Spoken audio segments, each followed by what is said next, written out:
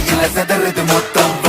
இவக்குள்ள இருக்கிற வரையில எவனுக்கு முடிவுன்னு தெரிஞ்சுக்க வழி இருக்கா இவன் பறக்கிற திசையில தெரிகிற எதிரிய முடிச்சிட்டு மன்னவன்